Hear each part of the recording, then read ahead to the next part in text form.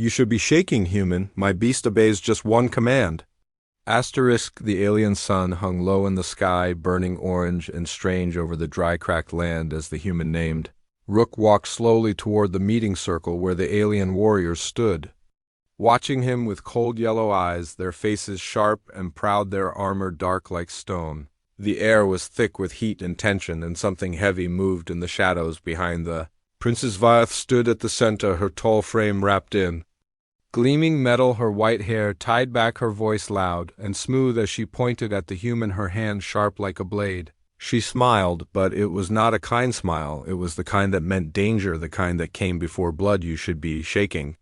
Human, she said, loud enough for all to hear. Her voice rang across the circle and echoed against the sharp hills behind her. My beast obeys just one command, and that command is mine. She took one step back, and something huge moved behind her. The crowd of aliens parted, and the ground trembled as the beast came forward. It was taller than any man, its skin thick like old bark, its eyes red like fire, and its mouth full of long, sharp teeth that dripped with foam and hunger. It let out a growl that made even the wind freeze. The warriors around the circle grinned, expecting the human to run, but Rook did not run. He stood still, his boots pressed into the dry earth, his eyes fixed on the creature that now stood only a few steps away. He took one slow breath, then another. His heart beat strong but calm, and his voice was steady. When he spoke, "Is this the way of peace?" he asked, his voice not loud but clear enough to reach every ear. "Is this how you greet a guest with teeth and fear?" Virith tilted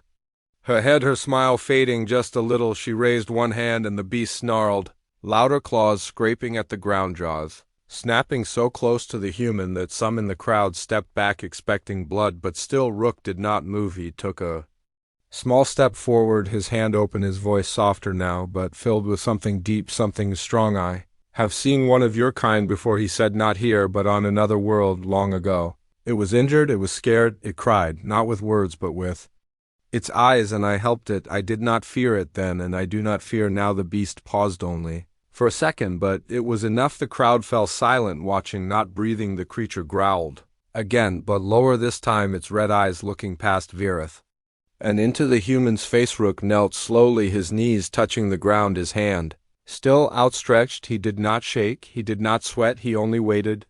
The beast moved again, heavy and slow. It stepped closer, each thud of its foot sending a jolt through the earth. It lowered its head, its breath hot on the human skin, and then it did not bite, it did not roar, it sniffed the human's hand. Virith's eyes narrowed. She stepped forward, ready to speak, but her voice caught in her throat. The beast had lowered its head now, and its eyes were not wild anymore. They were calm, they were watching. Rook did not speak, he only looked into its eyes, and something passed between them, a stillness, a moment that no one could break. The alien warriors began to murmur, some in anger, some in fear. None of them understood what they were seeing. This was no trick, no spell. It was something deeper, something older. Virith raised her voice again, sharp and cold. "Speak, beast. I am your master. Obey me now." The beast did not move. It stood by the human and did nothing, its great head still low, its breathing slow and deep. Rook stood once more, his eyes still on the creature, not on the princes, his voice quiet again, but heavy with meaning. "You rule with fear."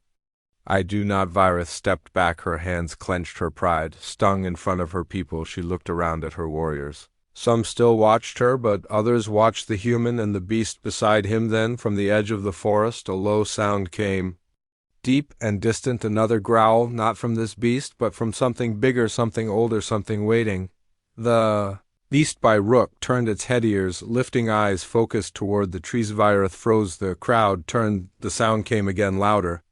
Now the trees moved, the wind changed, and even the shadows seemed to pull back. Rook did not turn, he only whispered something the crowd could not hear, and the beast beside him let out a soft sound, almost like a whimper. The ground shook again, and the warriors braced themselves, not knowing what was coming. Virith looked at the forest, then at the human, and then at her beast, who no longer listened, who no longer cared for her words. Her smile was gone now, and her voice was cold. "You may think you are safe, human, but this world is not yours, and you have only just stepped into it." Rook looked up at her, eyes steady and calm. "Then let the world decide," he said, and the beast stood beside him, not as a weapon, but as a shield, and in that moment everyone knew this was no longer just a meeting, it was the beginning of something more asterisk. The moment froze, like the world forgot to move, like even the sun held its breath. The beast stood before the human, its breath loud, its teeth bright with foam, its muscles tight with power, but it did not strike, it did not leap, its eyes burned red, but they did not show hate, they showed something else, something strange, something close to memory. Rook kept his hand out, not shaking, not afraid. He looked into the beast's eyes, not like prey, but like an old friend returning from far away. The alien warriors around the circle waited for the blood to come. But no blood came, no scream, no bite, no roar. Virith stepped forward, her boots kicking up red dust, her face sharp with anger, her voice rising like a blade through the air. I gave you a command, beast. Why do you wait? Why do you not obey? The beast twitched its head, but did not move. Its claws dug into the ground like it was holding itself back, like something deep inside it was unsure. Rook did not speak yet. He took a slow breath and knelt again, his hand still reaching, his other hand resting on his knee. Calm like this was not the first time, like he had done this before, like he had faced something just as wild and lived to tell it. Flashbacks burned behind his eyes, a memory of a world full of smoke and broken steel, of a battle where no one won, where he found a creature like this, small then crying under fire and screams. He had wrapped it in his coat, fed it water from his flask, named it Red, not because of blood, but because of its eyes that watched him, even as it shook now. This beast looked at him in the same way, the same breath, the same eyes, and he knew this was not fear, this was choice. Virith's voice cracked with fury, her hand raised again, her command ready to fall, when the beast did something no one expected. It stepped back just one step, but it echoed like thunder in the hearts of the watchers. Warriors pulled their weapons, eyes wide, voices low. This was not right, this was not how it was meant to go. The beast was not supposed to pause, not supposed to listen, not supposed to feel. Rook stood slowly again and placed his hand gently against the beast's thick head. It let out a sound, not a growl, but a breath, and it leaned closer, its muscles no longer tight, its eyes no longer wild. He whispered something only the beast could hear, and the beast closed its eyes for just a moment, as if it understood. Gasps rippled through the alien crowd like waves in a storm. No one knew what to say. No one had ever touched one of these monsters and lived. No one had ever calmed one, not even Virith, who raised it from birth, who trained it with pain and command. You think this is magic? Virith said, her voice low but shaking. This is not real. This is a trick, some kind of human poison. Rook turned his head and met her eyes. His voice was quiet, but it cut through the noise. I gave it no poison, only peace. Maybe that is stronger than fear. The beast growled again, but this time it was not for attack, it was for warning. Its ears flicked toward the trees behind the gathering, its body turning slightly as if sensing something more, something near. Rook placed a hand on its side and felt the shift. Its pulse changed, its breath changed. Something was coming. He looked toward the trees just as the leaves moved, not with wind, but with weight. Something was out there, just beyond the light, something that made the beast lift its head higher. Virith noticed it too. Her face turned, her eyes narrow. What is that? She said, more to herself than to anyone else. Rook said nothing, but his fingers tensed against the beast's side. He knew this feeling. It was the same as before, the calm before the storm, the moment when the forest holds its breath before something ancient returns. The beast let out a low rumble, and the crowd grew restless. The warriors began to step back, unsure of where to look, the human or the trees, the beast or the voice that called. Rook stepped forward, and the beast followed him, not out of command, but out of will, and the warriors did not laugh anymore. They did not mock, they did not speak. Virith's face was a mask of stone, but her hands were clenched tight. Her heart beat fast, not from fear, but from confusion. Something was wrong with the world, something was shifting, and it began with a human and a beast that should have been enemies. And then the wind changed, and the trees moved, and a second growl rolled through the ground like thunder from far away, like something much bigger than what they had seen, like something older than any warrior, older than any fear. Rook looked into the trees and whispered again, not to the beast, not to Virith, but to whatever waited just beyond the edge. I remember you too, he said, and the ground began to shake once more. The air turned heavy, like thick smoke, but there was no fire, only the strange silence that came after. The beast chose the human, and before anyone knew what that choice meant, the warriors around the circle stood still, their eyes wide, their mouths Shut the ground had stopped shaking, but something else had started, something they could not see yet, but they felt it deep in their bones. The forest behind them rustled, though no wind moved through the trees. It was a slow sound, soft but deep, like something large brushing past the branches, not in fear but in purpose. Rook stayed where he was, one hand near the beast, who now stood calmly by his side, its breathing slow, like it was no longer a weapon but something else, something older, the kind of thing that remembered kindness more than orders. Virith turned her head slowly toward the sound, her body stiff, her hand near the blade at her side. Her sharp voice now quieter, but still strong enough for those around her to hear. "This is not part of my command," she said, and her voice did not carry pride this time. It carried concern, real concern. Rook said nothing, but his eyes were on the forest, not in fear, but like he was waiting for something he had known would come. Then came the growl. It was not loud, but it was low. It shook the air in a way that made the warriors step back, not because it was near, but because it felt near. Because it felt like something that had been waiting for this moment for a long time. The first beast looked toward the trees, its ears alert, its red eyes now locked on the dark space beyond the edge of the camp. It did not growl, it did not step away, it just watched. The trees parted, and something massive stepped out, slow, steady, with scars across its side, and one eye half closed from a wound that had healed badly. It walked on thick legs, and its mouth open, not in hunger, but in warning. "Another one," said a warrior, his voice a whisper like he did not want to be heard. "No," said another, "not just another.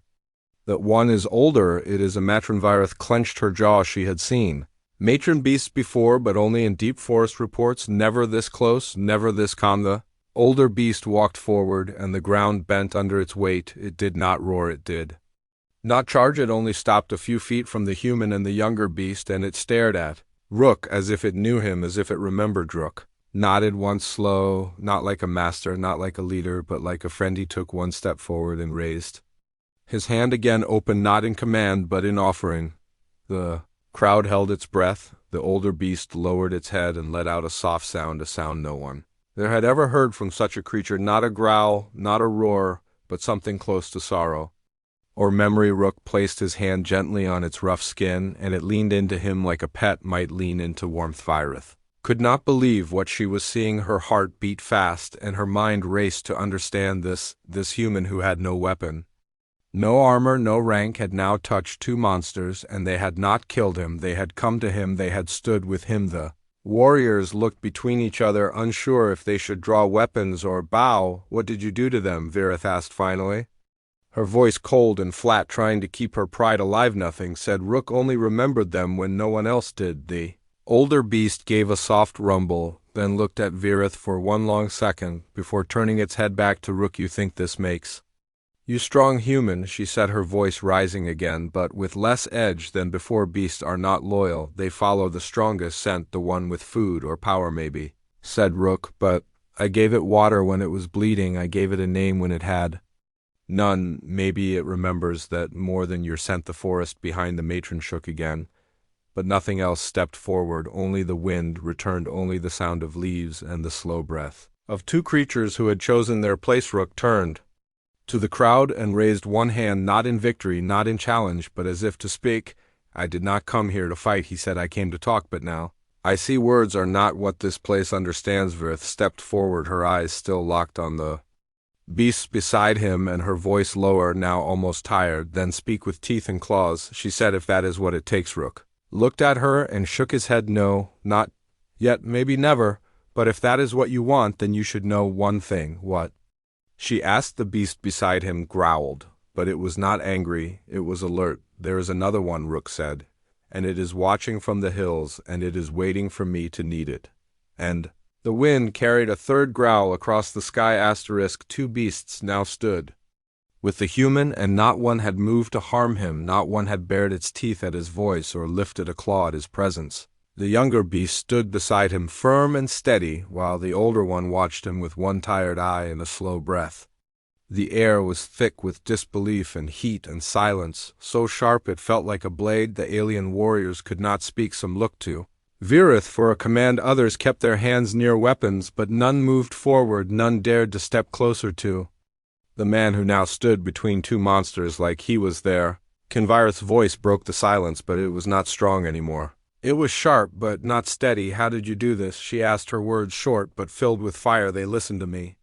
Not to you, they know my voice. I raised the young one myself. I fed it. I trained it. It was mine before you ever set foot on this land, Rook. Turn slowly, not as a man trying to win a battle, but as a man holding something too large for war, he spoke. In soft tones, but every word felt like stone. I did not come to steal your beast. I did not even come to challenge your pride. I came because I was called by something I did not understand, and now I do. He looked at the older beast and took one step. Forward, the matron watched him, unmoving, its eyes reflecting light like still water. Rook reached out slowly and laid a hand on its side, not with power, not with control, but with something far older than. Kinvirith watched and felt her own breath.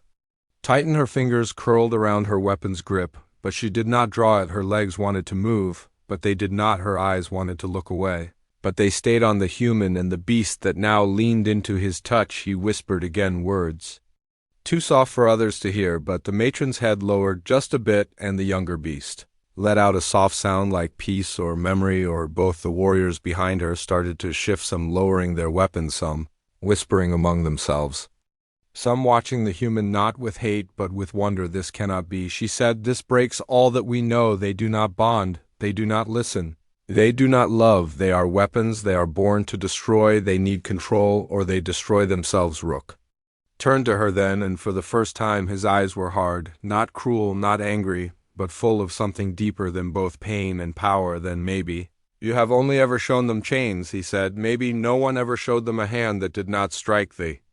Wind moved again through the trees, and the matron lifted its head just slightly, like it was listening to something far away, like it had waited long enough, and now it knew the one it had trusted had returned. The warriors began to move, now forming a circle again, but it was not one of threat. It was one of silence, one of watching, one of trying to understand something far outside their old laws. Kinvirith felt the moment slip like sand through her fingers. The power she had held for so long now felt like dust. Her eyes turned to her beast, the one she had raised since it was small, and it did not look at her. It looked only at the human. Then she stepped forward, her steps slow, her eyes locked on Rook, her voice low. If they follow you, then prove it. Walk with them into the arena. Show us that this is not some spell or trick. Show us you command them, not with fear, but with something stronger. Rook looked at her long and calm and nodded, not to accept the challenge, but to show he had never been afraid. I will go into your arena not to command, but to show that they walk with me by choice, not chains. Kinvirith raised her arm and pointed toward the far wall of the camp, where a tall gate stood made of thick bone and stone. Beyond it lay the sand pit, where warriors proved themselves not with words but with survival. The beasts followed Rook as he turned, their movements slow, their breath calm, their eyes steady. The crowd opened the path, not by order but by instinct, not by command but by awe. As the gate opened, the sun dropped lower and the sky turned a strange mix of red and gold, the air thick with dust and tension. The human walked through with no weapon, no armor, no shield, only two beasts at his side and something deep in his eyes that no one could. Kinvirith stood at the gate and watched him vanish into the pit, and for the first time she wondered not if he would live, but if this one man had already changed everything they believed about power, about trust, about what it meant to stand without trembling in the face of monsters that were never monsters at all. The gate slammed shut behind him, loud like thunder, shaking dust from the bones above the arena. The ground below his boots cracked and dry like old skin, the air thick with heat, and waiting above the wall, the warriors stood silent. Not one laughed, not one shouted. They only stared down at the man who had walked into the pit without fear, without weapon, with nothing but two beasts by his side. Kinvirith stood at the highest point, her silver hair whipping in the wind, her face set like carved stone. Her voice rose clear and sharp across the arena. This is your test, human. You claim they follow you not because of chains, but because of choice. Then show us what your bond is made of. She raised one arm, and three gates on the far side of the arena creaked open, slow, heavy, full of weight. Behind them shadows moved, fast shapes that snarled and scraped the stone. Not one beast, not two, but 6 creatures bred for the pit, creatures raised in darkness, without name or mercy. Their eyes glowed with hunger, their backs armored like tanks, and their jaws dripped with heat. Rook stood still in the center, his eyes watching the gates, his breath steady. The two beasts beside him lowered their heads, not in fear but in readiness. They did not growl, they did not shake, they waited for his signal. Though no words came, the crowd leaned forward as the monsters burst from their gates. Claws tearing into the dirt, jaws wide with hunger, their feet pounded like drums, shaking the earth with each step. Virith did not blink, her eyes sharp, watching for the moment the human would break or run or scream, but he did none of those things. Instead, Rook raised one hand slowly, no panic, no rush, only trust, and the two beasts moved in front of him side by side, a living wall of muscle and rage, their eyes burning, their teeth bared, not as wild things but as guardians. The first attacker charged low and fast, but the older beast lunged faster, slamming into it with a roar that echoed into the hills. The second came from the left, and the younger beast met it head on. Their bodies crashed like falling mountains, claws locked teeth. Snapping dust flew high and screams filled the air, but none came from the human. He stood still in the storm like a tree in the wind, his eyes watching everything, his heart pounding, but his legs steady. The third and fourth attackers circled, flanking, but he gave no command. The beasts knew the pattern. They moved together in rhythm, like they had trained for this, like they had waited for this day. One beast took a deep wound across the shoulder, but kept fighting. Blood ran like fire down its side, but it never slowed, it never looked back, and when it struck again, the attacker fell limp and broken in the dust. Rook took a step forward, only one, and both beasts followed him, limping, growling, but alive. The last two enemies still stood, snarling with hate, their breath fogging the hot air, their eyes locked on the human. The matron stepped ahead, her body shaking with blood loss, her legs trembling, but her eyes full of fire, and in that moment the two monsters rushed, her teeth first claws ready, but before they struck, the younger beast leapt from the side, crashing into one, dragging it to the ground in a flurry of dust and pain. The other creature slammed into the matron, but she held her ground, jaws wide. She caught it by the neck and crushed down. Slow and final, the arena went quiet except for the sound of breath and the drip of blood into sand. Rook ran now to the matron, her legs shaking, her eyes dull. He dropped to his knees, tore open his coat, pulled out a patch kit from his belt. It was old, worn from his soldier days. He worked fast, pressing the wound, sealing it as best he could. He did not speak, he did not beg, he only worked, hand-stained red chest rising with effort. The younger beast limped to them, its side torn, but its tail still wagging slow and heavy, and when it collapsed beside him, he reached with his free hand and placed it on its head. No words, just pressure, just warmth above the wall. No one spoke, even Virith, who had shouted, her pride like fire, stood silent, her mouth tight, her hands clenched, her breath caught in her throat. The sun dipped lower, and the light turned gold and soft and strange, and the arena that once was only for death now held something new, something no one had words for, something that shook the very roots of their laws. And then Rook stood, blood on his hands, dust on his face, pain in his bones, but tall and proud and alive, and beside him two beasts who still breathed, who had bled for him, not because they were told, but because they chose. He looked up at Virith, and the silence between them spoke louder than any roar, louder than any blade, louder than any command, and she knew it then deep in her chest. This test had never been his, it had always been hers. The matron beast fell hard into the dust, her side torn wide open, her great body heaving with each breath, her blood dark and thick spilling into the sand like paint on a broken canvas. The younger beast whimpered and limped closer, but it too was weak, barely standing, its legs shaking, its chest marked with deep claw wounds. The human knelt between them, his coat off his hands, moving fast, pressing seals, wrapping wounds, using every scrap from his pack above him. The alien warriors looked down from the arena walls, their faces no longer filled with pride or laughter, their eyes full of silence. The sun behind them painted long shadows across the stone and bone and broken earth. Virith stood at the edge of the highest step, her arms folded, but her fingers clenched, her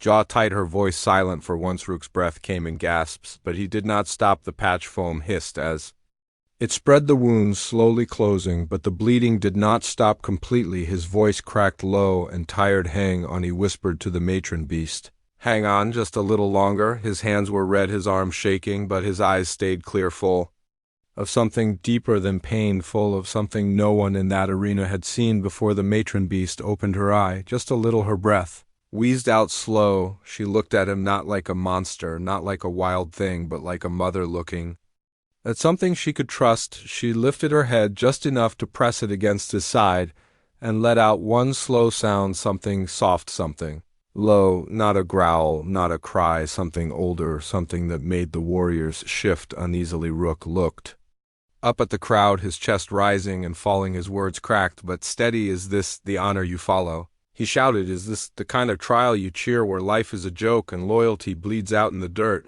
The warriors did not answer. They only stared, caught between the old ways and what now stood before them. Virith stepped forward, her voice low and firm. The trial was yours to accept, she said. No one forced you into the pit. Your beasts bled because you chose to walk in without fear then.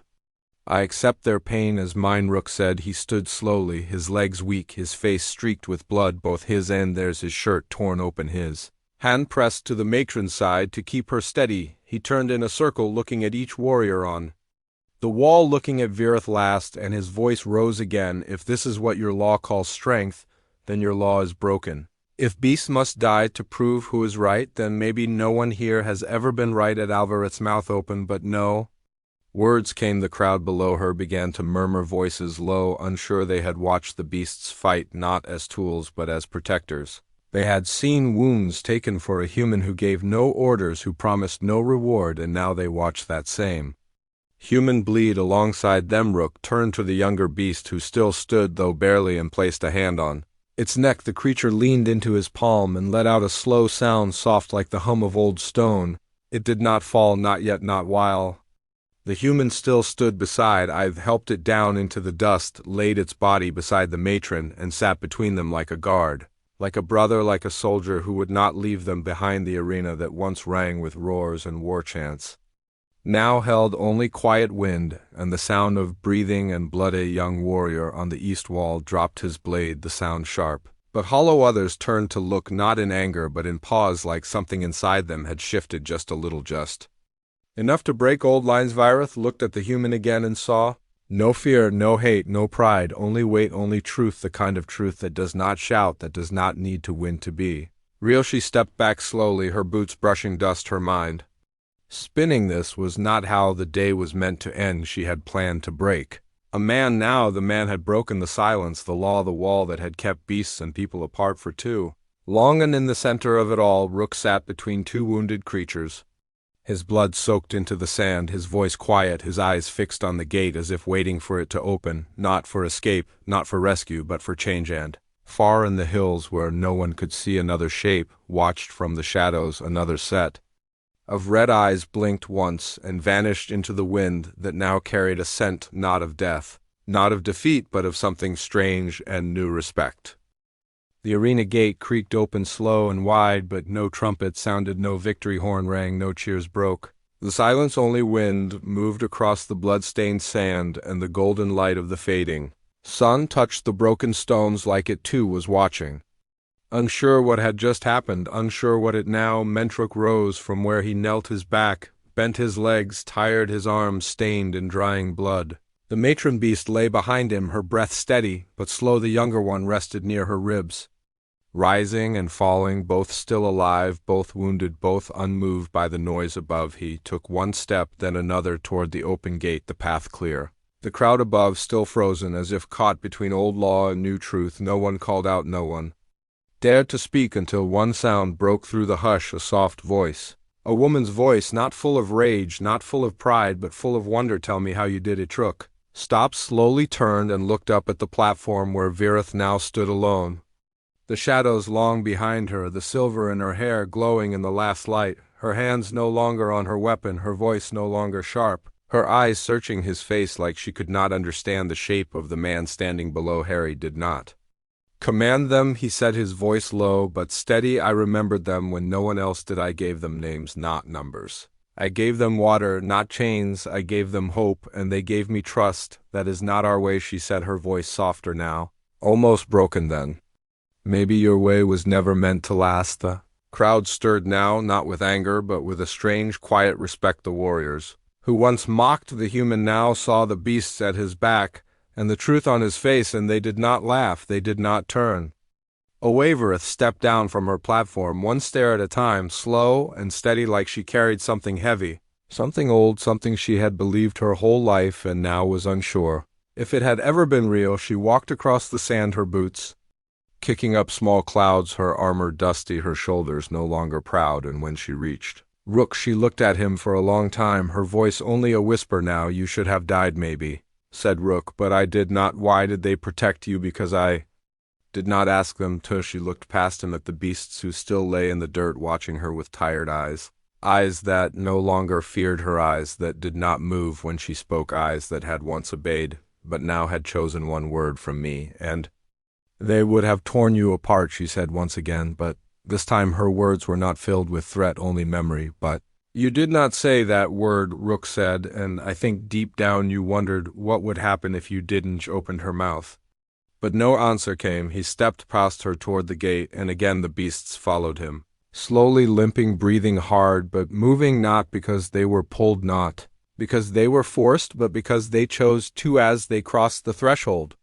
Warriors on both sides stepped back, not in fear, not in hate, but in something new, in something that looked like respect, in something that felt like hope. And as they vanished beyond the gate, a young warrior near the edge whispered words that would carry across the sand into every ear, into every tent and every mind, and those words were not loud, but they rang like thunder. He did not command the beasts. They followed him because they wanted to, and in the quiet that followed, Virith stood alone in the center of the arena, looking down at her hands, at her armor, at her shadow, and she wondered for the first time if strength was not measured in what you could make obey, but in what chose to walk beside you. Far in the hills the wind moved again, and something large and unseen walked slowly through the trees, pausing only once to lift its head toward the horizon, where the human had gone, where the beasts now followed, where the future had just begun, and deep in the soil where blood had soaked and pain had fallen, something small began to grow, something with no name yet, but the shape of it was clear change, and the old laws began to crack without a sound.